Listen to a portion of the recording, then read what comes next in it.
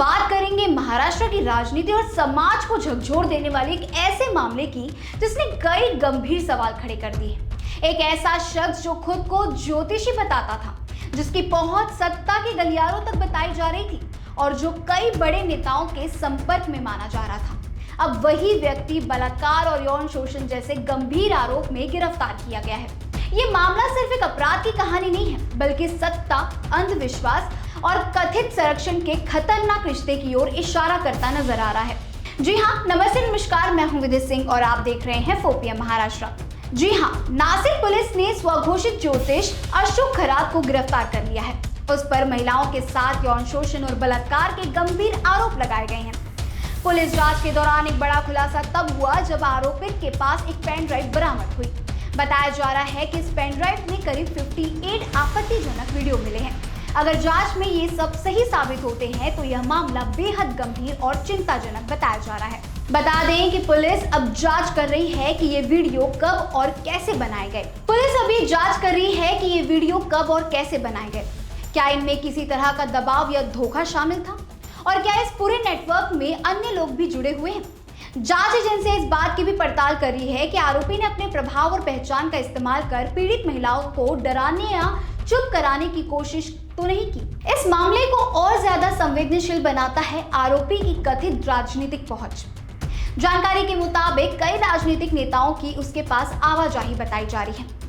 अगर political connections की बात की जाए तो अजित पवार गुट के नेता सुनील तटकरे, महिला आयोग की अध्यक्ष रूपाली चाकणकर और मंत्री हसन मुशर्रफ भी बताए जा रहे हैं। इस मामले को और ज्यादा संवेदनशील बनाता है आरोपी की कथित राजनीतिक पहुंच। जी हाँ, जानकारी के मुताबिक कई राजनीतिक नेताओं की आवाजाही उसके पास बताई जा रही है। वहीं अगर पॉलिटिकल कनेक्शंस की बात की जाए तो इसमें अजित पवार गुट के नेता सुनील तटकरे, महिला आयोग की अध्यक्ष रूपाली चाकणकर और मंत्री हसन मुशर्रफ जैसे नाम चर्चा में आए हैं। सोशल मीडिया पर इन नेताओं के साथ आरोपी की तस्वीरें भी वायरल हुई है।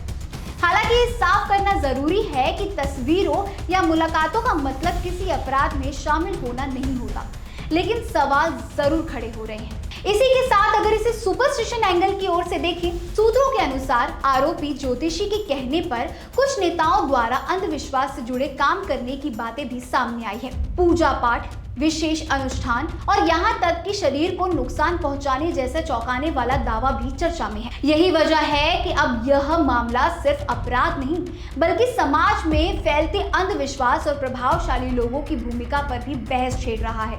आरोप ये भी लगाया जा रहा है कि इससे पहले भी अशोक खरात पर यौन शोषण के आरोप लगे थे, लेकिन उस समय मामला दबाने की कोशिश हुई थी। कथित तौर पर संबंधित संस्था पर दबाव बनाकर माफीनामा दिलवाया गया। इतना ही नहीं, जिस संस्था की स्थापना खुद आरोपी ने की थी, उसमें कुछ राजनीतिक हस्तियों के जुड़े होने की बात भी सामने आई है। अब सबसे बड़ा सवाल यही उठ रहा है, जब महिला सुरक्षा से जुड़े पदों पर बैठे लोगों के नाम विवाद में आने लगे तो महिलाओं को न्याय कैसे मिलेगा। क्या संवेदनशील पदों का इस्तेमाल किसी आरोपी को बचाने के लिए किया जा सकता है? अगर ऐसा हुआ तो यह सिर्फ एक केस नहीं, बल्कि सिस्टम पर सवाल होगा। इस पूरे विवाद के बीच राज्य की उप मुख्यमंत्री सुनेत्रा पवार का नाम भी राजनीतिक चर्चाओं में आ रहा है। एक महिला नेता होने के नाते क्या वे इस मुद्दे पर स्पष्ट और सख्त रुख अपनाएंगी? क्या सरकार इस मामले में निष्पक्ष जांच सुनिश्चित करेगी?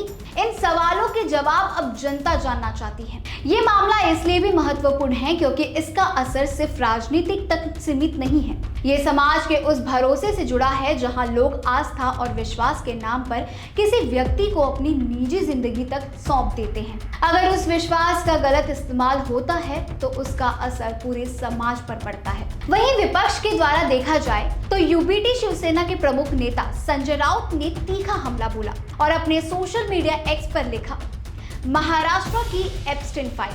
अशोक खरात की गिरफ्तारी एक अपराध नहीं है, बल्कि एक हाई प्रोफाइल शोषण रैकेट के उजागर होने का मामला है। खुद को कैप्टन बताने वाला और प्रभावशाली लोगों के बीच ज्योतिषी के रूप में पहचान बनाने वाला यह व्यक्ति एक महिला से बलात्कार के आरोपों का सामना कर रहा है। पुलिस को उसके पास से 58 आपत्तिजनक वीडियो बरामद हुए हैं, जिनमें कथित तौर पर कई महिलाएं शामिल हैं, जिनमें प्रभावशाली वर्ग से जुड़ी महिलाओं के होने का भी आशंका जताया जा रहा है। कई वर्षों तक उसने ज्योतिष के जरिए राजनेताओं, सेलिब्रिटीज और प्रभावशाली लोगों तक अपनी पहुंच बनाई। आरोप है कि इस प्रभाव और भरोसे के सहारे वह बंद कमरों के पीछे महिलाओं का शोषण करता रहा और लंबे समय तक बिना किसी रोक टोक से काम करता रहा। सत्ता के करीब पहुंच अक्सर अंधा विश्वास पैदा करती है और यही विश्वास सिस्टम की चुप्पी बन जाता है, जो अंत ऐसे शोषण को बढ़ावा देता है। अब सवाल ये नहीं रह गया है कि खराब कौन है, बल्कि ये है कि उसे संरक्षण किसने दिया और इन वीडियो में और कौन कौन शामिल है। फिलहाल पुलिस की जांच जारी है और आने वाले दिनों में कई और खुलासे होने की संभावना जताई जा रही है। अब देखना ये होगा कि कानून बिना किसी दबाव के अपना काम करता है या नहीं, और क्या इस मामले में सच पूरी तरह सामने आ पाएगा, क्योंकि सवाल सिर्फ एक आरोपी का नहीं है, सवाल है न्याय का, भरोसे का और सिस्टम की जवाबदेही का। इस विषय पर आपकी क्या राय है, हमें ये कमेंट सेक्शन में जरूर बताना। ऐसे ही तमाम बड़ी खबरों के लिए देखते रहिए पोपिया महाराष्ट्र।